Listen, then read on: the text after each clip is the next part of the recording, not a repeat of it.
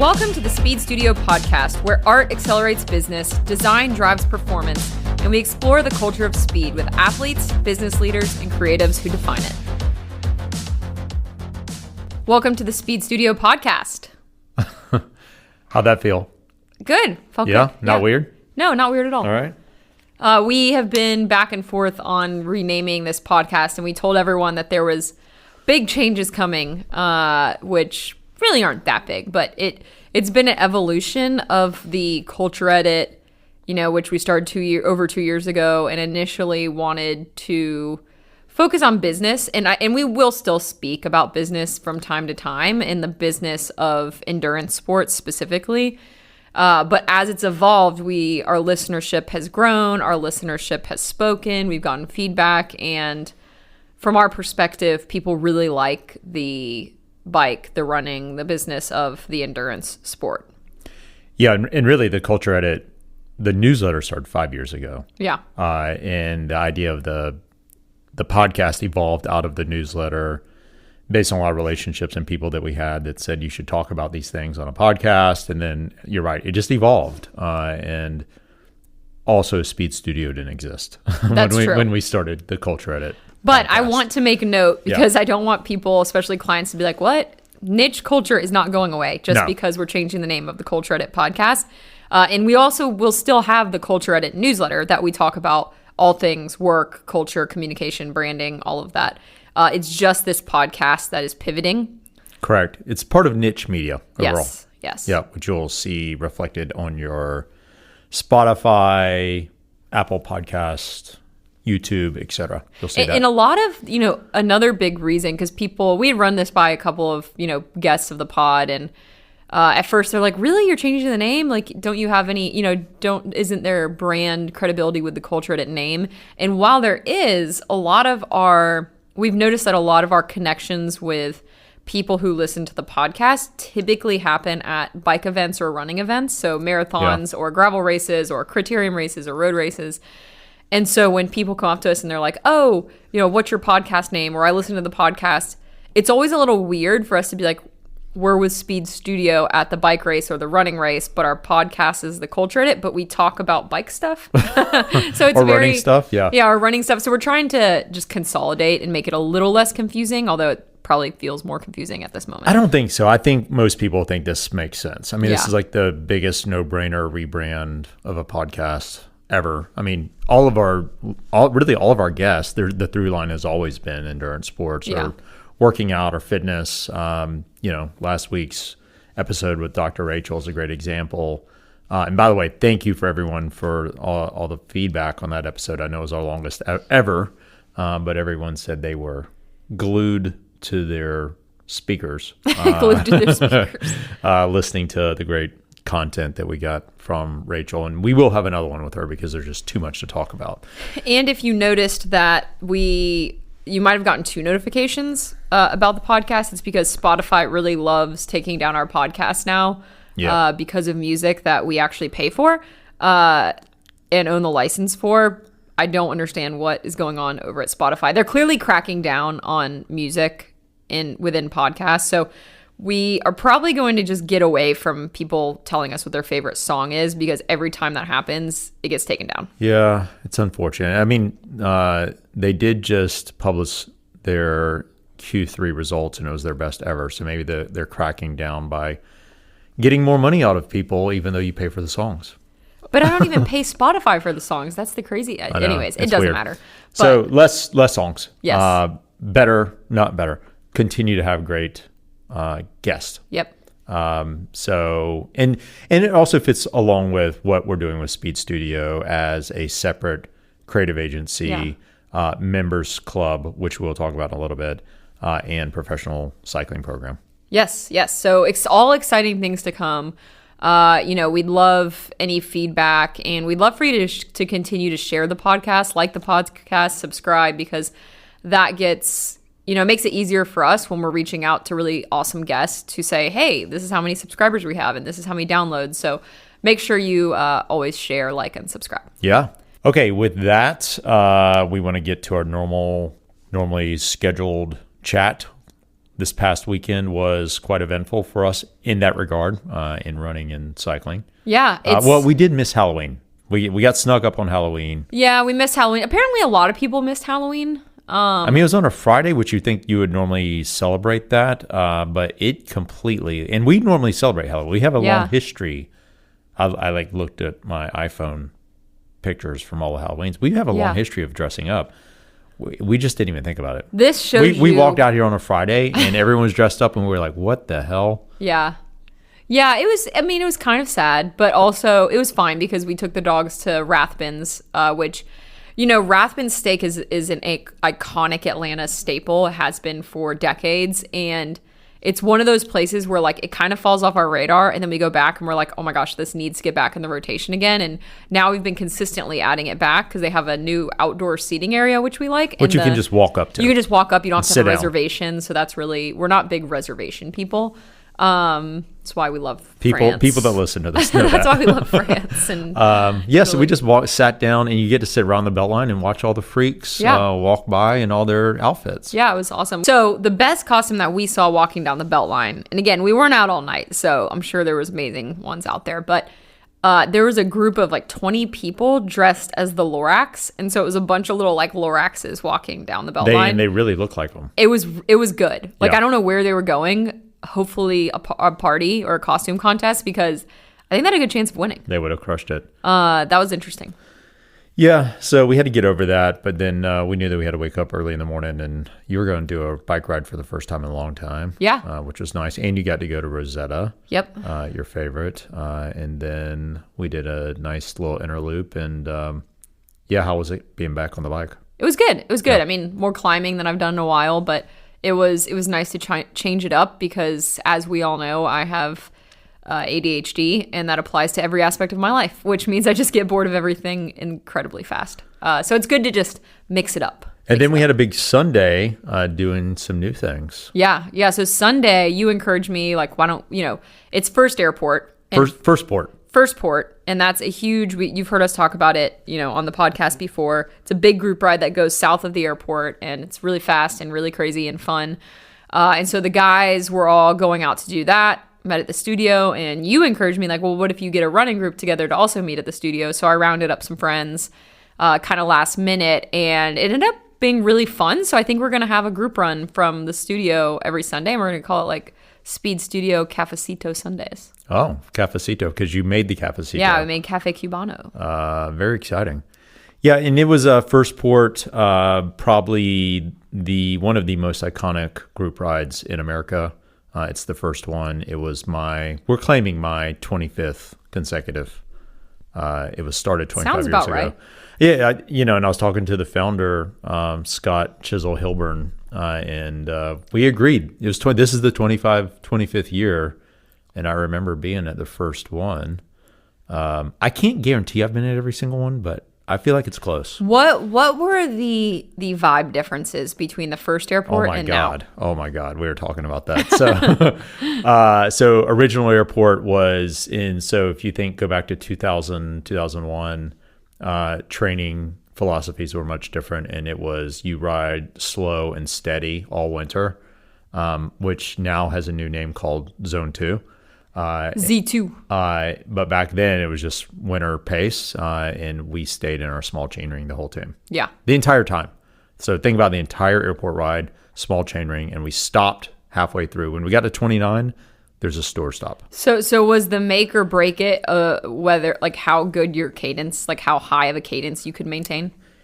Well, it was pretty miserable. Like, we agreed because it was cold, and so you didn't get that like super hot. That warm, yeah. Yeah, and so we had very miserable days. Like, now it's more miserable because you're foaming at the mouth and bleeding out your eyeballs, and you're terrified that you're going to die the whole time. There was none of that back then, but you're more miserable because it was so cold. Yeah. So I don't know. Freezing to death, hypothermia, or dying via bike crash. Yeah, I prefer the latter. It was just too cold and miserable back then. Maybe at some point this winter I'll get out there and do an airport. But it actually wasn't bad. I think that the reputation of the last few years has caught back up to it, and a lot of the less experienced, unskilled people are not there. It did not feel that dangerous at all. Watch me crash this week. Yeah, you just jinxed yourself. Please don't. Please don't crash. We don't need that going into the holidays. All right. Let's talk about what the entire world was talking about this past weekend. Or the entire running world. I think entire endurance world. Yeah. New York City Marathon. The numbers were insane. It made history as the largest attended from a participant's perspective and a spectator perspective. So 54,000 runners. 59,000 runners. Yeah. And over 2 million spectators. Insane. And every brand that is involved in running at any level had some kind of like major presence there. Yeah. Which I've never seen. Like everyone was there. And it's I think it's really forcing a lot of brands to get creative with their activations, because not every brand can pay a ton of money to have some like rent out some giant building and have a pop-up.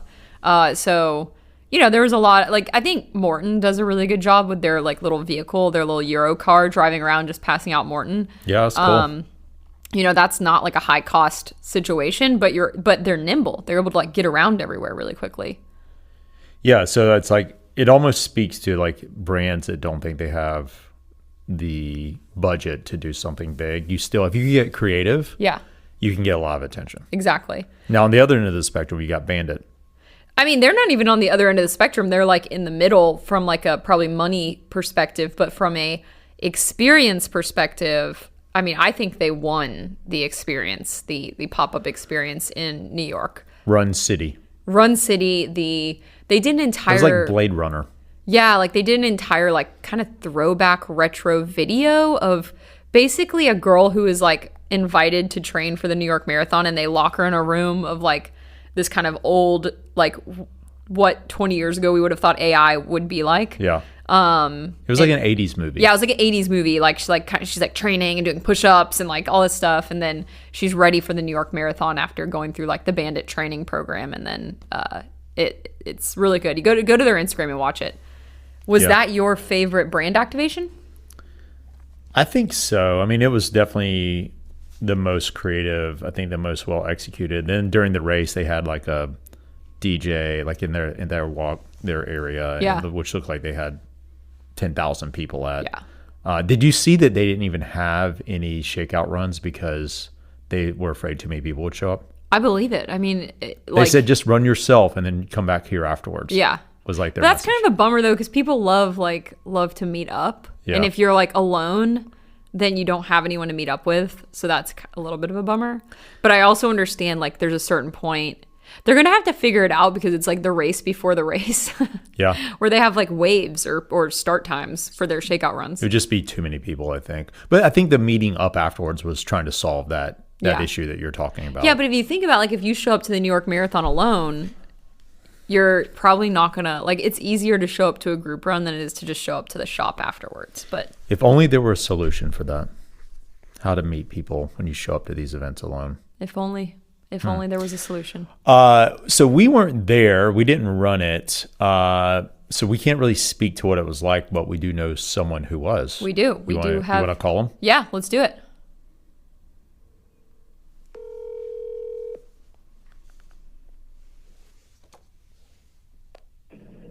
Hi, this is Jeff Richards. He said wrapping up a call. Okay, he'll call us. That's even better. Well, what were the other brands that caught your attention? I mean, Tracksmith did an activation around, essentially someone went out and found a bunch of retro New York Marathon jerseys and gear. Yeah. And so they did kind of like a memorabilia pop-up, which I think for their audience is pretty cool, because Tracksmith does have like that historical through line pretty consistently, and their silhouettes tend to be geared towards more like tradition around running gear. Like you made a comment the other day that was funny to me. You said, I just saw Michael running down the Beltline and he had his shirt tucked into his shorts. Yeah, like he was a Marine Corps at Paris Island. Yeah, and I was like, well, that's not that weird, because that's just like a running style. Like there's a lot of people who tuck their shirts into their shorts. And do you run with anyone any male that tucks his shirt into his shorts? No, but I see them running alone. Okay.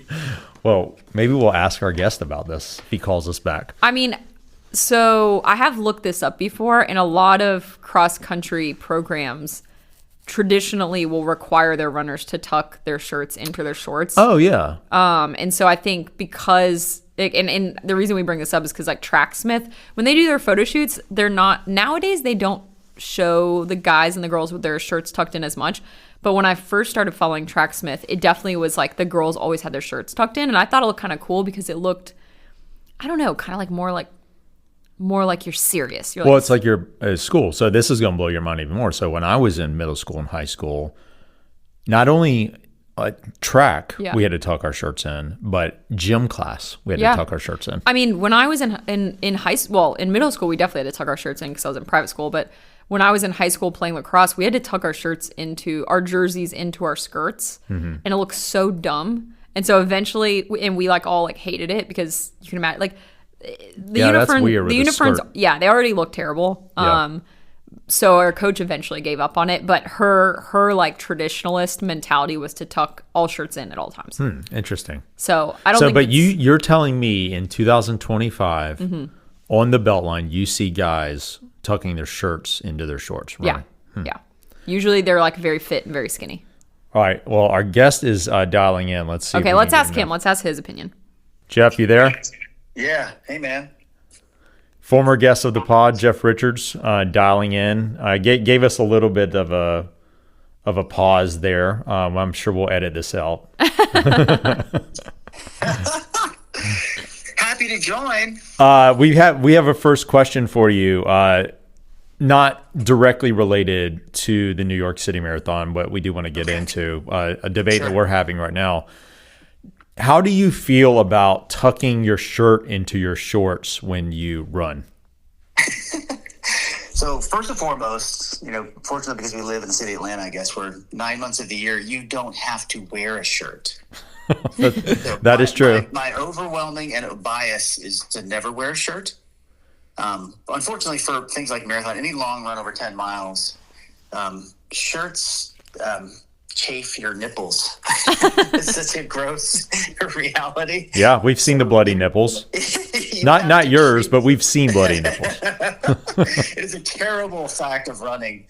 I mean, for cycling, you're prepping other areas, but in running, you have to treat and remember that, or you will be screaming in the shower when the whole thing's over. So that being said, I would never tuck a shirt in because it would increase that friction. So, Do you ever see guys running with their shirts tucked in? I saw some of that. Yeah, I saw some of that in New York. I really don't think about it, so it's a sort of a off the wall question. I think it invites friction. I would say, don't do that. Do you have to wear a shirt during the marathon? I noticed that you were wearing a shirt, and I almost didn't recognize you with a shirt on. So I'll tell you this. This is fantastic from last year's New York City Marathon. There was a guy, and I saw him in the corral, and everybody was talking about him. He was an ex-collegiate runner, just fresh out, like working on Wall Street or something. He was probably in his mid-20s. And he had his race number pinned to his chest, just through the skin. What? So What? He had no shirt, and he had pinned his race number there. So then there was a picture afterwards. Of course, it made its way onto social media. And that's the only time I've ever seen that at any race anywhere. And it was 42 at the start. So he was freezing. And then, he ran no shirt with his number pinned through his skin, and he finished that way, and he ran like 2:38 or something. 2:38. That's insane. He was blazing fast. All right, we got to look this up. I'm very curious. I wonder if he already had like skin piercings or something that he could just like. No, I think he's like a A Wall Street sociopath? type guy. He's a serious person who just did a crazy thing because he really wanted to run without a shirt. And I guess he took off. Never saw him again. He was running probably just under 6-minute miles, and he didn't want to have a This shirt is on. insane. Nikki's looking it up. I feel like there's. Oh yeah, you'll get it. He's on social media. Everybody talked about it, and then the pictures started showing up. I'm like, that was the guy. He was in the corral. We were all laughing at him. So you don't have to technically. You don't have to wear a shirt. And but he every- like pins it below He his is living nipples proof too. that, no, you do not have to wear it as long as you're willing to pin it to your skin. I am so disturbed by this This dude's a freak. So you can't. He's a freak. You can't pin the number to like your shorts. Yeah, a lot of people do it that way. Pin it to the shorts. Yes. You could not wear a shirt and pin your number to your shorts. It just would look weird. Okay, so let's talk about the actual race. You give us a rundown, your start, and you gave us kind of a write-up on it, but give us kind of your rundown on your start, this year. And how many times have you done New York? 2 years in a row. 2 years in a row. Okay, all right. So give us a quick rundown on the start and how the race went and the vibe. Yeah. So one is last year's time. They just, you have to, it's a lottery or you have to have a qualifying time. So last year I finished in 3:17 and then I got an auto acceptance into it. I didn't ask for it. They didn't tell me they were going to do that. So February, I got this email that you have a window before the regular registration starts, you can register. And I'm like, well, that's a no-brainer. Of course I'll do it again. Yeah. So the time last year got me in for this year, which is great. So then I registered. It showed that I still had, submitted for a 7-minute per mile time, even though I didn't quite make that last year. It still had me as that. So I just assumed that I would be in the first wave. What I didn't know, and they did not broadcast, it was the Abbott Majors Age Group World Championships was hosted in New York this year. So the fastest people at every age group in the world were in New York in the race. So just an incredible amount of talented people from all over the world were in that race. And then when I got my race number, which they only give you the race number that identifies the wave and the corral, like 2 weeks before the race, I saw that I was in the second wave, which that means you start not at 9:10, but at 9:45. So it's 35 minutes later. So first, that's good. You can have an extra Negroni the night before. So I was disappointed.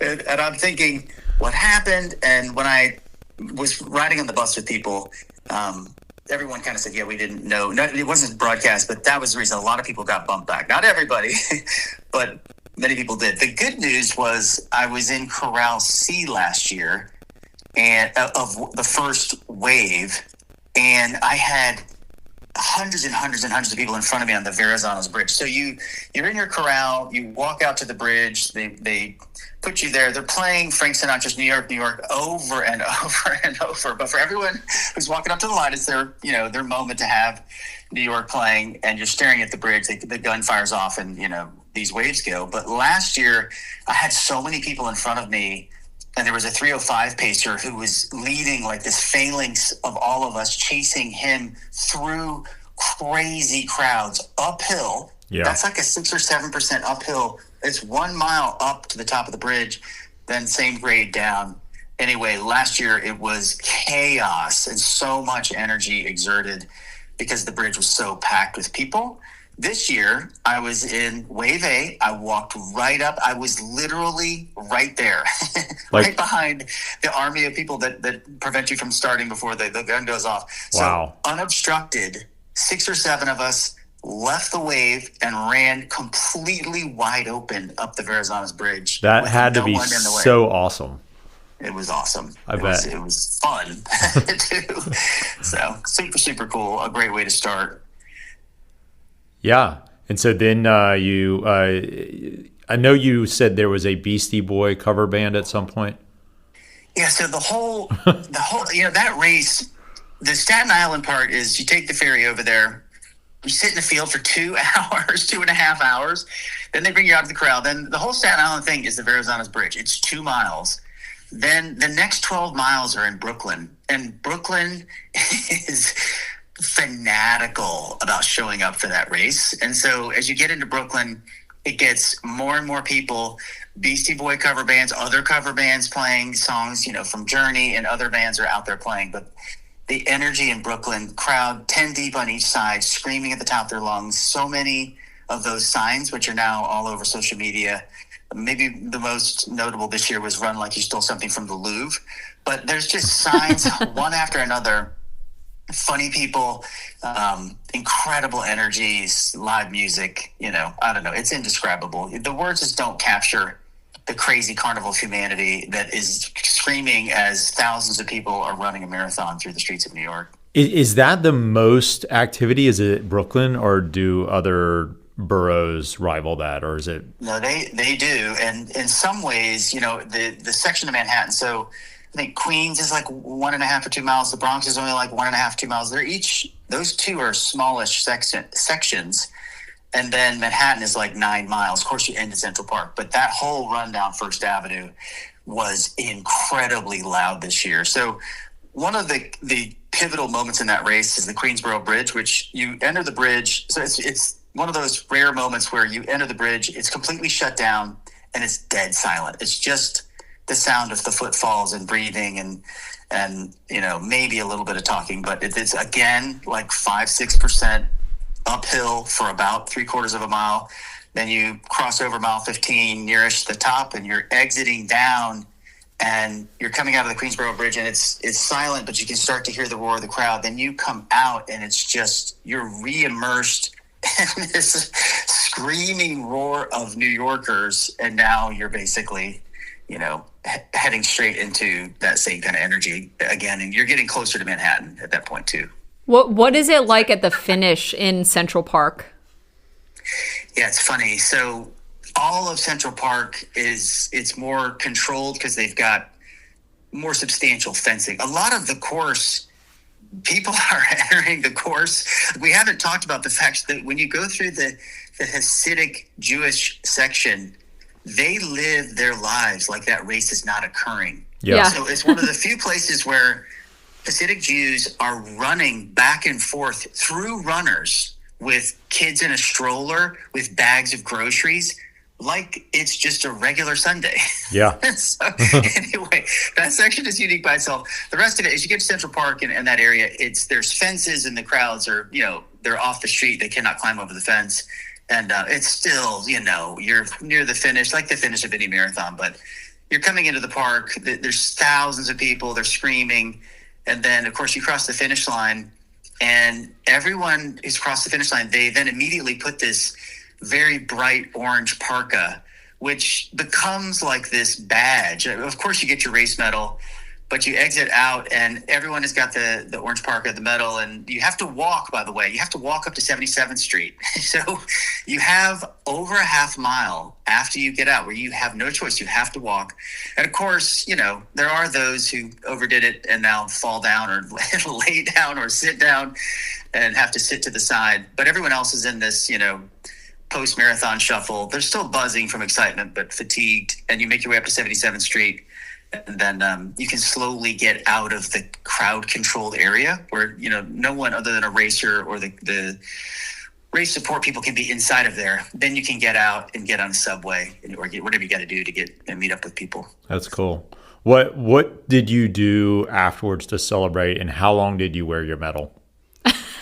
So my story is not, it was a little unusual because last year – immediately went, met up with people, had a beer, and had a blast, which was my plan. But, and I don't know if this is an Apple Watch, supported show, but my Apple Watch survived the marathon and was fortunately, one of the beauties of that watch is that you can just get to the subway. All you have to do is put your wrist down, and it lets you through the turnstile or whatever. So it's an easy way with Apple Pay to get through those turnstiles. It's so convenient to run a race like that. I don't carry my phone in a marathon. More and more people do and take pictures of themselves and other people while they're running, but I don't. I just take the watch, use it to get through the turnstile, and I was going down to meet them, and the watch died. So it only was able to tolerate.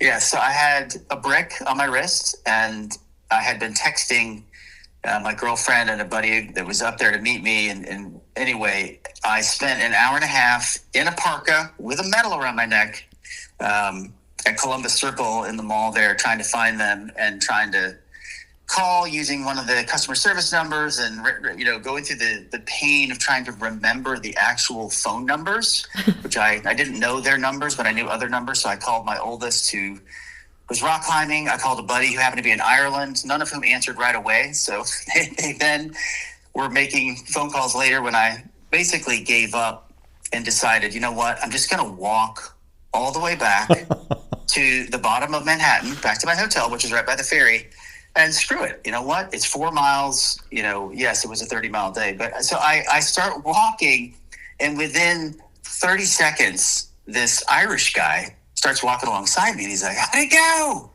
And I'm like, "It was great." So he tells me more about the age group world championships, and he's like, "My missus isn't with me. I finished the race, had me Guinness at an incredible Irish bar, and now I'm walking down to Penn Station, and I'm going to take a red eye back to Dublin." So he and I walked together all the way to Penn Station, which was half the way back. That was about 2 miles of walking. Yeah.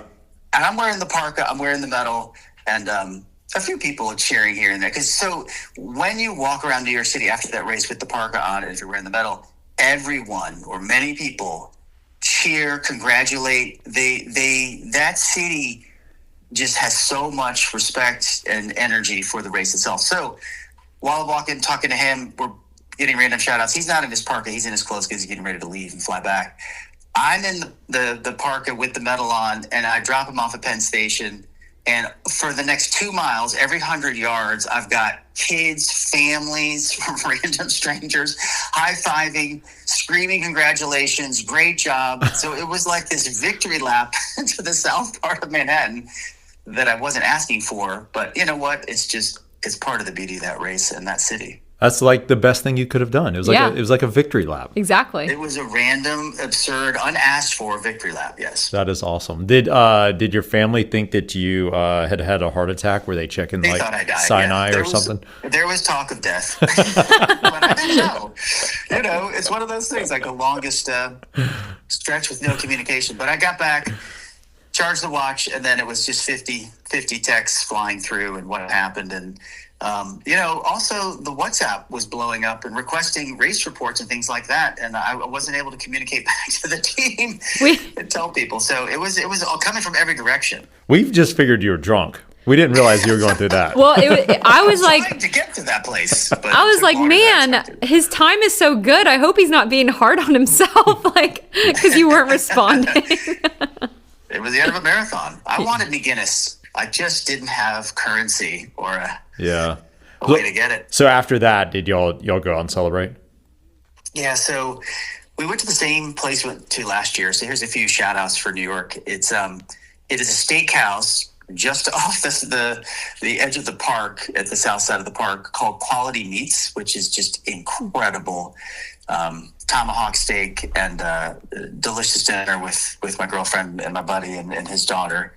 And then we had reservations there at 5:30, and then we had reservations at this jazz club, Latin jazz club called Birdland, which is down near Times Square. So we, had dinner there and then took the subway, actually, because it's impossible to use anything on the surface streets after that race. Like the one more note here, when I got near the edge of the park to walk to Quality Meats, it was now dark because of the time change and everything. There was a Green Day cover band in the park just ripping Green Day songs. And I look out, it's now dark, and there's still hundreds of people finishing. Damn. So I had finished. I had walked 4 miles, taken a subway back. There's still hundreds of people finishing. And then what I read the next day was that the last finish was 12:30 at night. So the whole thing just keeps going, even hours after that. So we had an incredible steak dinner there, and then took the subway down to Birdland, which I would highly, highly recommend. Arturo, and I don't know his last name, he'd been away last year when we went, but that Latin jazz band has won 8 Grammys, and just typical New York, just 14 horns up there, incredible percussionist, super packed with talent on every instrument, and hour and a half show, amazing way to end the day, and then headed back home. Awesome. Is there anything, did you leave it all out there, and is there anything you could have done differently training wise other than quit your job? Well, there's literally an article today from some guy saying he holds a full-time job and was the 15th American and placed 40th in the New York City Marathon. So I would just say, the level of talent, I leave that race. I did not achieve the time I wanted, but wasn't as far off as I was. I did a little better this year than I did the year before. But being immersed by that many talented people, most of whom are holding full-time jobs and doing everything that the rest of us are doing, I just say it's nothing but inspiring, because I think all of us get to that brick wall. Like, it's just not, I can't do more than what I'm doing now. And yet there are ways to find another way. It has to do how hungry, how inspired you are, how much you want to get out there and just, hammer away at it, which, that stuff matters. I've put in multiple 60-mile weeks this year. I only shaved off 3 minutes of my time, but that race particularly punishes you for going out even just a few minutes too fast, and you give back so much in the end. And even though I hung in longer, it's going out a little slower, I think, pays huge dividends there because of the way the back half of the race beats you up. Yeah. Well, you definitely put in your time, and I think anyone that lives in Atlanta near the Beltline, Jeff is the skinny guy with gray hair, running down the Beltline with no shirt. I think everyone knows. You're right there with Beltline Kevin and the guy with the cat on his head is a Beltline character. Beltline Kevin all the time. He knows me well. So last question, you've done all these epic endurance events around the world. You've done Leadville, multiple things. I assume, well, tell us, where does New York Marathon rank among the ones that you've done?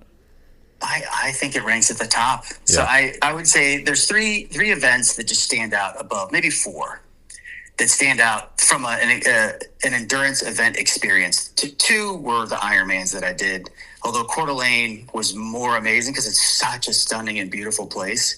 And the race went better. And then I did Ironman Arizona. Because of the size of the event and so much goes into it, they will be forever memorable. Leadville is another one that is, you have to qualify to get there. It is legendary. You get the belt buckle. It is an incredible experience. It's all at altitude. It is also incredibly memorable.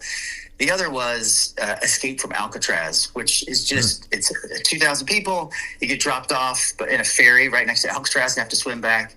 And it is also memorable and incredible. But the thing about New York is none of those races, which are amazing and beautiful places and memorable in many ways, none of them have, or anything I've ever seen has, the entire race is this carnival, fan support, funny energy over the top. And then when it's over, you're immersed in one of the most beautiful cities in the world, packed with talent. You can go eat the best meal of your life. You can go watch the most amazing show. And it's hard to combine all of that. No one leaves New York and didn't have a good time. That's for sure. I'm really fighting the running amnesia right now. Because after Chicago, I was like, I'm never doing a marathon, but you're really making me want to do New York. I think if you did one, let me say one more thing. Yeah. The Irish guy. So we had a long conversation about New York, and I'm like, am I overhyping it? Is it different? And he's like, I've done London, I've done Berlin, I've done Chicago, which before this, Chicago was my favorite, the energy level and all that, but this is just completely different. It's everywhere. It starts on the ferry. When you go into the ferry, they're ringing cowbells and screaming at you, and they're just ferry workers. then you get into the Verrazano Bridge, that experience itself. You're looking back at the city, these views of the skyline. It's just stunning. Then you enter Brooklyn. It's 12 miles of madness, music, the signs, the energy, the screaming, and then it just continues all the way through to Central Park. And he said, even the cops are different. In London and Berlin, but especially in London, maybe Chicago, I'm not sure. There's an us and them and kind of a, don't engage with me kind of vibe. In New York, the cops are chatting you up. They're part of the cheering, but they're also using it. They're casing you and figuring out, is this just a person out there doing their thing, or is this someone I need to worry about? But it's done in such a way that they feel like they're part of the whole race experience. So anyway, it was a total validation from this Irish badass who ran a 2:44 telling me that without question that New York was, in his mind, the best race he'd ever done. That's awesome. Well, what a testament, and you've got all the experience. So it says a lot to to feel about New York that way, and I can't wait to go next year whenever Nikki runs it. Yes, we have to do it. If you get in, I'm definitely going back. Wow. I'm gonna do Boston in April, Okay. but I'm probably if I gonna get have in to again, do the charity route. So I need to start looking that up now. it's available, or Yeah. you could do both. That you could try the lottery, and then you can do charity. I think up until June. That's because they're happy to take the. All right, let me give you one more nugget. Okay. This is a pathway. So apparently, for the first time, they had an influencer wave. Did you know that? No. No. And they Was let it them a go. Strava influencer wave? Was it like It was Instagram. Oh, So, Instagram, huh? Let me look up. What is the girl, Nicole? Her first name is Nicole. I'll look it up, but you can look up what we're talking. Her name is Nicole Sheridan. Nicole Sheridan is her name. So she's not the only one. There were multiple influencers. They allowed these Instagram influencers to go out before the pros, film themselves. Oh, film the I pros saw running that. by. Yes. And so my buddy Amos was like, was there an influencer wave? There were like these really beautiful people who were in front of the pro. He went out in advance and went over to Brooklyn. He totally went full commit to watch the race and see the whole thing. Primarily based on my crazy description from last year, which now this whole audience has heard. But so he goes out there, the influencer wave's out there in advance, and there's a little blowback here and there. But to me, I heard last year that there were some influencers that were stuffed within the regular crowd, and people were upset because they're filming themselves, and they're like trying to get to water this guy. So I got his video out. But these people, they snatched the ones that, like that Nicole Sheridan. She is, attractive, vivacious, thousands and thousands of followers. But her marathon time is a 2:44. Wow. So she has the skills to be running and talking and doing all this. And I think she ran like 3:19 or something while doing all that. And it's great for the race. Yes, it helps her and her followers. But the New York City Marathon, I think, figured out, it's promotion. Yeah. It's brilliant. So it's interesting you say that because there's a woman who trains with Atlanta Track Club here in Atlanta. And she's like a big proponent of getting like newer runners into it and like just like very positive. And she videotaped herself running on the bridge before all the professionals came. And she was like crying because she was just so overwhelmed by how amazing the professionals were. And they were like, the professionals were running by these people and they were like, you're doing great. Like the professionals were saying that to the I guess I didn't realize it was an influencer wave, but I was so confused by that. But that makes so much more sense now. Because I kept seeing, I was like, how are all these girls? I was like, how are these girls ahead of the pros? But that's interesting. I saw that too, and I still was figuring it out. And then I figured it out last night when I saw Nicole Sheridan saying that MasterCard paid for her entry or whatever. They made a donation. Maybe it's the whole thing of like some of that money is paying for the rest of the race. Yeah. And paying for some of and it's promotional and invites people to run. Anyway, I thought it was a brilliant move that got them out of the regular race, and then it just turned into another way for them to promote the race. Yeah, that's so probably interesting. Going to happen in the future. Oh, very cool. Well, if the Speed Studio podcast keeps growing, you never know. Yeah, we'll do a live podcast while running a marathon. That's right. By the way, we rebranded the Culture Edit podcast to the Speed Studio podcast, and you're the first ever guest on the new Speed Studio podcast. So congratulations on that.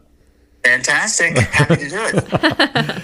Thanks for calling in. Thanks for doing this. There's no way we could have articulated, obviously, what it's like to be there. So I'm glad we thought of you and you were willing to do this, because I think that paints a pretty inspiring picture. Definitely. Awesome. Well, thanks, guys. Thanks for having me. And I really hope next year you're doing the show live. Exactly. From the New York City Marathon. Nikki's already talked about live that. From New York. She has already talked about that. That is going to be awesome. All right. All right. Thanks, Talk Jeff. to you later. All right, guys. All right. Take See ya. care. Bye-bye. All right. All right. Well, that was Jeff Richards, former guest of the pod. And I just looked it up, episode 12. So wow. 101 episodes ago. That's crazy. We didn't even plan that. Yeah, didn't plan that. He's the founder and chief operating officer of SnapCare, and also obviously a prolific runner, cyclist, endurance athlete. So we knew that would be a good story, and hopefully give everyone a flavor of what it's like to run New York City Marathon. And to his point, maybe we'll be there next year. Yeah. I'm really fighting the running amnesia because I don't want to do it again, but I want to do it again. Yeah, that was, I mean, hell, that made me want to do it.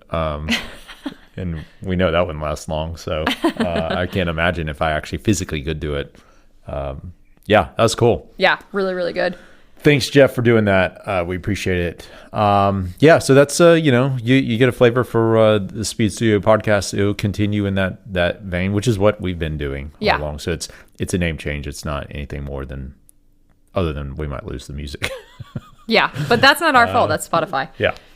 So we have an exciting guest coming up next week as well. And we have a lot of other guests lined up. He's already, for the first time, he's already been promoting the episode before it's come out. We've never had anyone do that which before. We appreciate so much. Thank you, Johnny. Mainly because he's a hustler, and so he understands how important it is to promote other people's businesses. Yeah. And I really appreciate that because, it makes a big difference. So we have another announcement for the first time ever. We are opening up membership applications to Speed Studio. So it's been referral only for 25 plus years, and we're changing the model a little bit. There's an application process.